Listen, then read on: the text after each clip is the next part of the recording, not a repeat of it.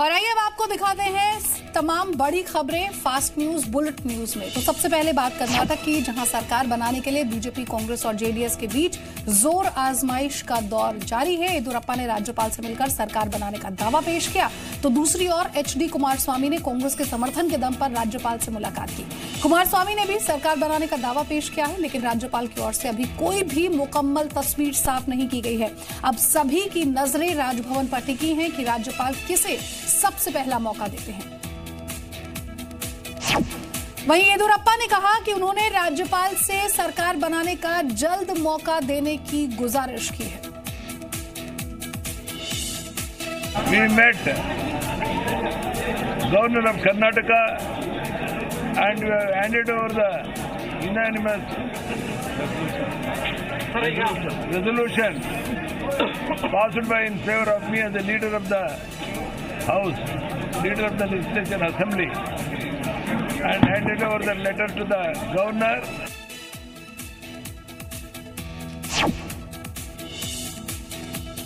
और आज 11 बजे बीजेपी विधायक दल की बैठक हुई, जिसमें मुख्यमंत्री पद के उम्मीदवार बीएस येदियुरप्पा को पार्टी विधायक दल का नेता चुन लिया गया है, जिसके बाद येदियुरप्पा ने दावा किया कि वो कल सीएम पद की शपथ लेंगे।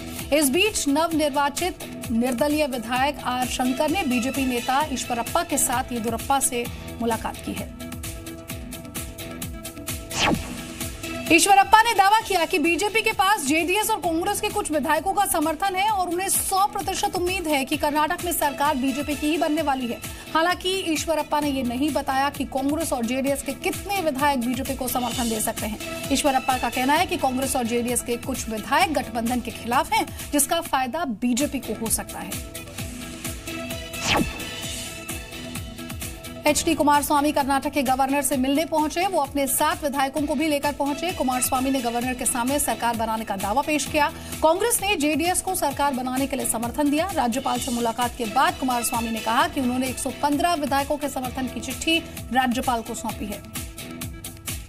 According to, as per law, as per the judgments of the Supreme Court, Governor is bound to call Kumaraswamy. Karnataka में सत्ता हासिल करने के लिए बीजेपी और जेडीएस कांग्रेस की रस्साकशी पूरे जोरों पर है। तीनों पार्टियां बहुमत के लिए जरूरी विधायक होने का दावा कर रही हैं। जेडीएस विधायक दल की बैठक में 2 विधायक नहीं आए। वहीं कांग्रेस विधायक दल की बैठक में जहां कई विधायक नहीं पहुंचे, वहीं एक विधायक एमबी पाटिल मीटिंग से बाहर निकल आए। बताया ये जा रहा है कि एमबी पाटिल बीजेपी के येदियुरप्पा के संपर्क में हैं। और इस बीच सुबह ये भी खबर आई कि कांग्रेस विधायक दल की बैठक में कुछ विधायक नहीं पहुंचे, लेकिन इस खबर को सीएम सिद्धरामैया ने ये कहकर खारिज कर दिया कि कोई भी विधायक गायब नहीं है। We are confident. Sir, they are saying 4 Congress MLAs are missing. Any reports of that you have? Nobody is missing. Nobody is missing. Sir, any MLA missing from your camp, sir? Sir. Nobody. JDS Congress ने BJP पर खरीद फरोख्त का आरोप लगा दिया है। Janata Dal secular के चीफ एचडी कुमारस्वामी ने यहां तक कह दिया कि वो लोग पार्टी के विधायकों को 100-100 करोड़ रुपए ऑफर दे रहे हैं। अगर वो हमारे 10 विधायक तोड़ेंगे तो हम 20 छीन लेंगे। इससे पहले कांग्रेस के एक विधायक अमेर गौड़ा, लिंगान गौड़ा, पाटिल बायापर ने कहा कि बीजेपी नेताओं ने उन्हें मंत्री पद का ऑफर दिया था। कांग्रेस ने भी बीजेपी के 6 विधायकों के संपर्क में होने का दावा किया है।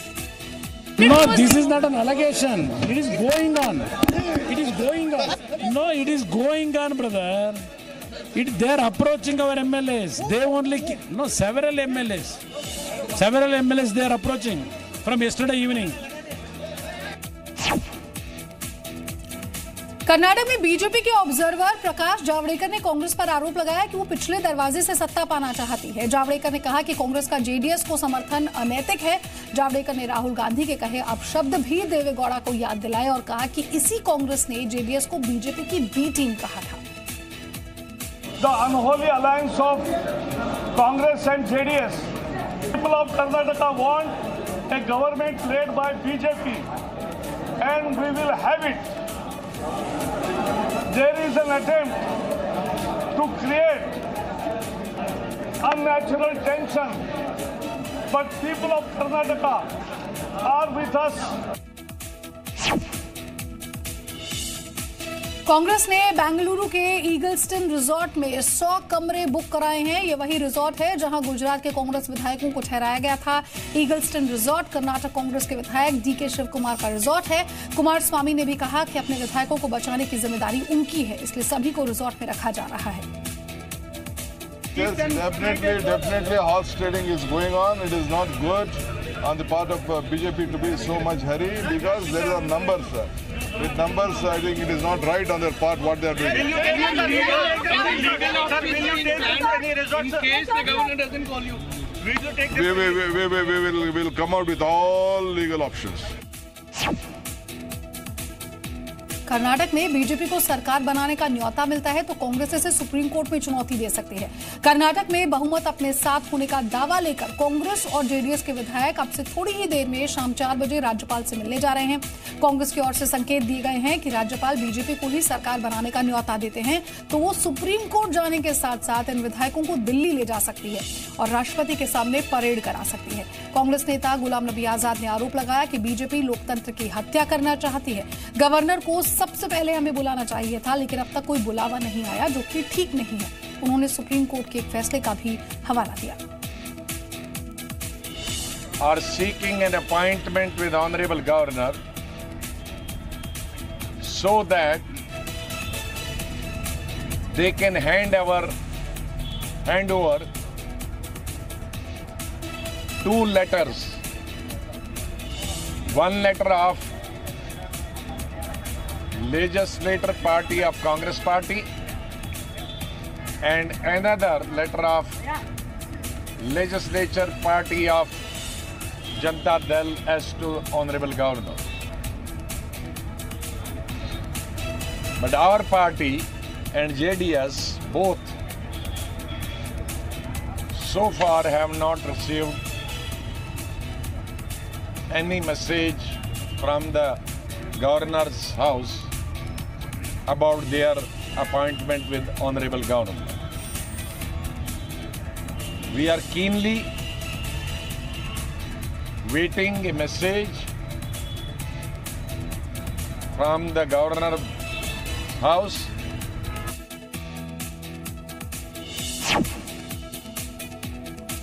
सूत्रों के मुताबिक जेडीएस और कांग्रेस गठबंधन के लिए मायावती ने अहम भूमिका निभाई है। खबर है कि मायावती ने ही देवेगौड़ा को कांग्रेस के साथ आने की सलाह दी। सूत्रों के मुताबिक मायावती ने कल अपने कर्नाटक प्रभारी कर्नाटक सिद्धार्थ को कांग्रेस जेडीएस नेताओं से मिलने को कहा था। बीएसपी ने कर्नाटक में जेडीएस के साथ मिलकर चुनाव लड़ा है। सूत्रों के मुताबिक बीजेपी को सत्ता से दूर रखने के लिए बीएसपी अध्यक्ष मायावती ने कोशिश की है।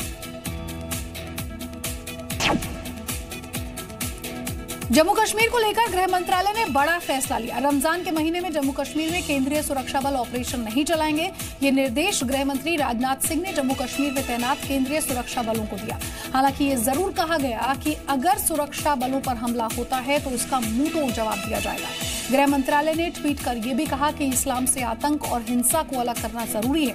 सुरक्षा बलों को इस रमजान के महीने के दौरान जब तक मासूम जनता पर कोई आतंकी हमला न हो तब तक फायरिंग नहीं करने का आदेश मिला है। SC/ST एक्ट को लेकर केंद्र सरकार की पुनर्विचार याचिका पर सुनवाई के दौरान कोर्ट ने कहा कि कोर्ट का पुराना आदेश बना रहेगा। इस मामले में कोई कोर्ट छुट्टियों के बाद सुनवाई करेगा। सुप्रीम कोर्ट ने कहा कि अगर एक तरफा बयानों के आधार पर किसी नागरिक के सिर पर गिरफ्तारी की तलवार लटकी रहे तो समझिए हम सभ्य समाज में नहीं रह रहे हैं। जस्टिस आदर्श गोयल ने कहा कि यहां तक कि संसद भी ऐसा कानून नहीं बना सकती जो नागरिकों के जीने के अधिकार को हनन करता हो और बिना प्रक्रिया के पालन के सलाखों के पीछे डालता हो।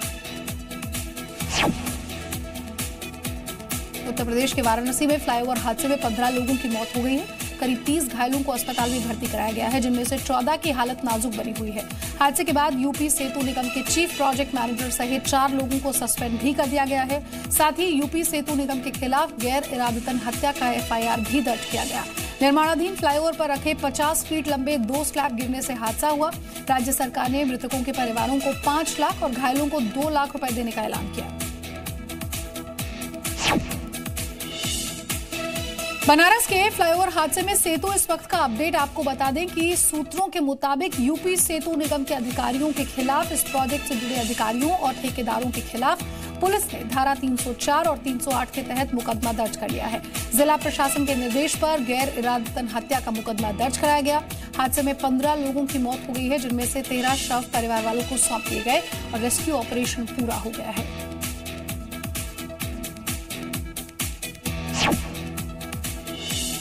यूपी के डिप्टी सीएम केशव प्रसाद मौर्य ने जी न्यूज से कहा कि इस मामले में दोषियों को बख्शा नहीं जाएगा। हादसे के कारण क्या हैं? प्रथम दृष्टया जो ध्यान में आया है उसका दोषी मानते हुए जो सीपीएम हैं, पीएम हैं, एई और जेई 4 को निलंबित भी किया गया है और एक प्रशासनिक समिति भी जांच कर रही है और एक तकनीकी समिति भी हमने जांच के लिए गठित किया है। बनारस के जिलाधिकारी ने बताया कि हादसे में 15 लोगों की मौत हुई है। हालांकि उन्होंने इस सवाल का जवाब नहीं दिया कि इसके लिए जिम्मेदार कौन है। डेड बॉडी सामने है। जिस समय रिलीफ ऑपरेशन चलता है और ले जाते हैं तो उसमें कोई मेडिकल का डॉक्टर नहीं होता। और कभी तो कई जगहों पे तो 50 और 52 तक की भी रिपोर्टिंग की गई, लेकिन सारी डेड बॉडीज निजी अस्पतालों से, राजकीय अस्पतालों से सबको कलेक्ट करके किया गया है और ये पता है। घायलों की संख्या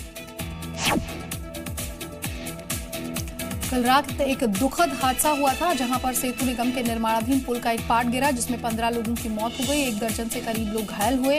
उपचार अस्पतालों में चल रहा है। पुलिस ने 304, 308, 427 धाराओं में मुकदमा दर्ज किया। ये मुकदमा सेतु निगम के खिलाफ दर्ज किया गया। पुलिस की तरफ से एक मुकदमा दर्ज किया गया, जो कि 304, 308, 427 धाराओं के अंदर दर्ज किया गया है। हम पुलिस के द्वारा विवेचना की जा रही है और जो भी दोषी पाए जाएंगे उनके विरुद्ध सख्त से सख्त कार्रवाई की जाएगी। राष्ट्रपति रामनाथ कोविंद ने वाराणसी हादसे पर दुख जताया और घायलों के जल्द स्वस्थ होने की प्रार्थना की। वहीं फ्लाईओवर हादसे पर पीएम मोदी ने दुख जताते हुए कहा कि मन में भारी बोझ महसूस हो रहा है। आपको बता दें कि वाराणसी पीएम का संसदीय क्षेत्र है। राज्यसभा सांसद डॉक्टर सुभाष चंद्रा ने भी हादसे में घायल और मृतक लोगों के परिवारों के लिए अपनी संवेदनाएं व्यक्त की और सभी घायलों के शीघ्र स्वस्थ होने की कामना भी की। प्रधानमंत्री नरेंद्र मोदी अपनी सरकार की 4थी सालगिरह के मौके पर झारखंड आएंगे। 25 मई को धनबाद के सिंदरी में उनका कार्यक्रम होगा। मुख्यमंत्री रघुवर दास के मुताबिक झारखंड दौरे पर पीएम कई योजनाओं का शिलान्यास करेंगे। सिंदरी खाद कारखाना, देवघर में एम्स और एयरपोर्ट, चाईबासा और कोडरमा मेडिकल कॉलेज का शिलान्यास होगा।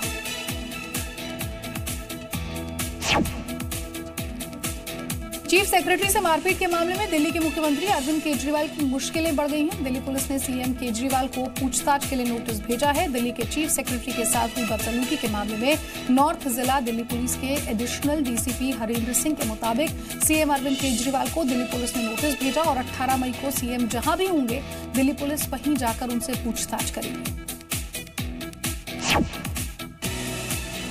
सुप्रीम कोर्ट ने जयप्रकाश एसोसिएट्स पर और शिकंजा कस दिया है। कोर्ट ने जयप्रकाश एसोसिएट्स को 15 जून तक अतिरिक्त 1000 करोड़ रुपए जमा कराने का आदेश दिया है। कंपनी को ये पैसा सुप्रीम कोर्ट की रजिस्ट्री में जमा कराना होगा। इसके साथ ही कोर्ट ने जेपी एसोसिएट्स की सब्सिडरी जेपी इंफ्रा की संपत्तियों की बिक्री पर रोक बरकरार रखी। चीफ जस्टिस दीपक मिश्रा की अगुवाई वाली बेंच ने कहा कि पैसा जमा कराने पर डिफॉल्ट करने पर कड़ी कार्रवाई होगी। इससे पहले सुप्रीम कोर्ट ने जेपी को 2000 करोड़ रुपए जमा कराने का आदेश दिया था, लेकिन अभी तक कंपनी 750 करोड़ रुपए ही जमा करा पाई। जेपी इंफ्रा के खिलाफ इंसॉल्वेंसी की प्रक्रिया चल रही है। कंपनी के करीब 20,000 होम बायर्स घर मिलने का इंतजार कर रहे हैं। और बुधवार की सुबह दिल्ली एनसीआर में एक बार फिर आंधी तूफान ने दस्तक दी। तेज आंधी तूफान के कारण दिल्ली एनसीआर के कई इलाकों में बिजली चली गई और कई इलाकों में बारिश भी हुई। तेज आंधी तूफान के कारण कई जगहों पर पेड़ टूटकर सड़क पर गिर गए। हालांकि अभी तक किसी प्रकार के जानमाल के नुकसान की खबर नहीं आई है।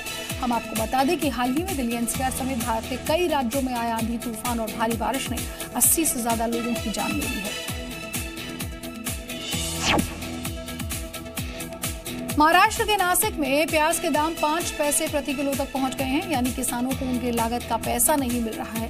किसान प्याज के इस भाव से खासे नाराज हैं और यहां तक कि रास्ते पर प्याज देखकर अपने गुस्से का इजहार भी कर रहे हैं। और अब बात बाजार की, तो बाजार में काफी उतार चढ़ाव देखने को मिला। शुरुआती कारोबार में निफ्टी 10,700 के नीचे गया, लेकिन थोड़ी देर में 10,700 पर सपोर्ट लेने के बाद मजबूत पुलबैक दिखाया और फिर 10,750 को पार किया। हालांकि आखिरी घंटे में बैंकिंग शेयरों में दबाव से फिर से निफ्टी कमजोर हुआ। आखिर में निफ्टी गिरकर बंद हुआ। बाजार के एक्सपर्ट मेहरबून ईरानी का कहना है कि इस महीने बाजार में थोड़ी और गिरावट की आशंका है।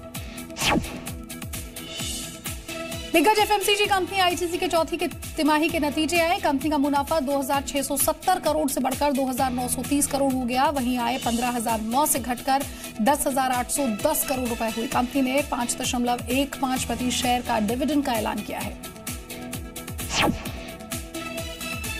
पीएनबी फ्रॉड मामले में सीबीआई ने दूसरी चार्जशीट दाखिल की। सीबीआई की ओर से आज दूसरी चार्जशीट जो दाखिल हुई उसमें मेहुल चोकसी का नाम है। साथ ही चार्जशीट में गीतांजलि ग्रुप के ट्रांजैक्शंस पर सवाल खड़े किए गए। मेहुल चोकसी गीतांजलि ग्रुप के चेयरमैन हैं। कच्चे तेल में आज कमजोरी दिख रही है। ब्रेंट क्रूड $78 के नीचे फिसल गया। ओवर सप्लाई की चिंता से आज दबाव बना। पिछले हफ्ते अमेरिका में क्रूड का स्टॉक 48.5 लाख बैरल से ज्यादा बढ़ा, जिसमें कीमतें दबाव में हैं। रिलायंस कम्युनिकेशंस में भारी गिरावट देखने को मिली और इंट्राडे में शेयर 20% से ज्यादा टूटा। दरअसल एनसीएलटी ने आरकॉम के खिलाफ एरिक्सन की अर्जी मंजूर कर ली है। एरिक्सन ने रिलायंस कम्युनिकेशंस और उसकी दो सहयोगी कंपनियों के खिलाफ 1150 करोड़ रुपए के बकाये के सिलसिले में एनसीएलटी ने अर्जी दी थी। एरिक्सन ने कंपनी पर 1150 करोड़ चुकाने का बकाया आरोप लगाया है। देश की सबसे बड़ी टेलीकॉम कंपनी भारतीय एयरटेल में टेलीनॉर के मर्जर के बाद कंपनी ने बड़ी छटनी की। एयरटेल ने टेलीनॉर के 800 कर्मचारियों को निकाल दिया। 5 महीने के वेतन के साथ कर्मचारियों की छटनी की गई। हालांकि टेलीनॉर के सभी कर्मचारियों को नहीं निकाला गया। टेलीनॉर के मर्जर से एयरटेल को न सिर्फ आंध्र प्रदेश, बिहार, महाराष्ट्र, यूपी और असम में विस्तार में मदद मिलेगी, बल्कि उसे अतिरिक्त 4G स्पेक्ट्रम और करीब 4 करोड़ सब्सक्राइबर्स भी मिलेंगे। सरकार कंस्ट्रक्शन सेस फंड का इस्तेमाल असंगठित क्षेत्र में काम करने वाले लोगों को मेडिकल सुविधाएं देने के लिए कर सकती है। जी बिजनेस को मिली एक्सक्लूसिव जानकारी के मुताबिक सरकार कंस्ट्रक्शन सेस के पैसे से डेडिकेटेड फंड बनाएगी और इस फंड का इस्तेमाल सिर्फ कंस्ट्रक्शन वर्कर की बजाय असंगठित क्षेत्र में काम करने वाले दूसरे वर्कर के लिए भी इस्तेमाल होगा। सूत्रों का यह भी कहना है कि इस फंड से उन वर्कर्स को भी मेडिकल सुविधाएं मिलेगी जिनका ESI में रजिस्ट्रेशन नहीं है। आज ड्रग्स टेक्निकल एडवाइजरी बोर्ड की अहम बैठक हो रही है, जिसमें दवा कंपनियों के लिए प्राइस लेबलिंग नियम में बदलाव पर चर्चा हो रही है। इस बैठक में दवा कंपनियों के लिए MRP के साथ फैक्ट्री और इंपोर्ट प्राइस लिखने पर भी चर्चा हो रही है। साथ ही साथ एजेंडे में ड्रग्स एंड कॉस्मेटिक्स रूल 1945 में बदलाव पर भी बातचीत शामिल है। दिल्ली ट्रांसपोर्ट डिपार्टमेंट ने एक ऐसा मोबाइल ऐप लॉन्च किया जिसकी मदद से आप पता कर सकते हैं कि जिस ऑटो या टैक्सी को आप हायर कर रहे हैं वो यात्री के लिए सुरक्षित है या नहीं। इसके साथ ही ड्राइवर्स के गैर जिम्मेदाराना रवैये की शिकायत भी आप कर सकते हैं। इतना ही नहीं, दिल्ली ट्रांसपोर्ट नाम का ये ऐप आपको ड्राइविंग लाइसेंस बनवाने में भी मदद करेगा। यानी कि कोई भी यात्री ऑटो या टैक्सी का नंबर डालकर ये पता लगा सकता है कि गाड़ी का GPS काम कर रहा है या नहीं। अगर GPS चल रहा होगा तो उसके आगे ग्रीन मार्क बन जाएगा और अगर बंद होगा तो रेड मार्क बनेगा। कर्नाटक चुनाव खत्म होने के साथ ही तेल कंपनियों ने पेट्रोल डीजल के दाम बढ़ाने शुरू कर दिए हैं। करीब 19 दिन तक कीमतें फ्रीज होने के बाद सोमवार से कीमतें बढ़नी शुरू हुई। आज दिल्ली में 1 लीटर पेट्रोल का भाव 75 रुपए के पार कर गया। डीजल भी आपको 66 रुपए से ज्यादा का मिलेगा। डेटा लीक के आरोपों में घिरी सोशल मीडिया साइट फेसबुक ने पिछले 3 महीनों में 58 करोड़ से ज्यादा फर्जी अकाउंट्स को बंद कर दिया। ये वैसे अकाउंट है जो सेक्स और हेट स्पीच को बढ़ावा देते हैं। इन अकाउंट्स को बंद करने के लिए फेसबुक लंबे समय से काम कर रहा था और इस बात की जानकारी फेसबुक के CEO मार्क ज़करबर्ग ने अपने एक पोस्ट के जरिए दी। अगर आप इंस्टेंट मैसेजिंग ऐप व्हाट्सएप का इस्तेमाल करते हैं तो आपके लिए अच्छी खबर यह है कि कंपनी ने ग्रुप के लिए कुछ नए फीचर्स जारी किए हैं जिसमें अब यूजर को पहले से ज्यादा सुविधाएं मिलेगी। नए अपडेट में ग्रुप डिस्क्रिप्शन, नए कंट्रोल और व्हाट्सएप एडमिन को पहले से ज्यादा अधिकार जैसे फीचर्स दिए गए हैं। ग्रुप बनाने वाले अपना डिस्क्रिप्शन तो शामिल कर ही सकते हैं, साथ ही साथ बाकी सदस्यों को भी इसकी अनुमति दे सकते हैं। इसके अलावा कुछ सदस्यों या सारे सदस्यों का डिस्क्रिप्शन देने से भी रोका जा सकता है। होंडा ने अपनी नई अमेज को लॉन्च कर दिया है। कंपनी ने इसे पेट्रोल और डीजल दोनों वेरिएंट्स में उतारा है। नई 2018 अमेज की कीमत 5,59,000 रुपए से लेकर 7,57,000 रुपए तक रखी गई है। और सोना खरीदने वालों के लिए भी खुशखबरी। 2 दिन में वायदा सहित बाजार में 10 ग्राम सोने के दाम करीब 400 रुपए तक कम हो गए। मंगलवार को 31,400 के ऊपर बिकने वाला 24 कैरेट हाजिर सोना आज 31,000 रुपए के करीब बिक रहा है। आप अमेरिका और यूरोप जाने की सोच रहे हैं और फ्लाइट का किराया आपको परेशान कर रहा है, तो आपके लिए अच्छी खबर ये है कि 13,499 रुपए में आप नॉर्थ अमेरिका या फिर यूरोप जा सकते हैं। आइसलैंड की एयरलाइन वाओ एयर ने भारत में नई उड़ानें लॉन्च करने का ऐलान कर दिया है और इस साल 7 दिसंबर से कंपनी दिल्ली से यूरोप और अमेरिका के लिए अपनी उड़ानें शुरू करेगी।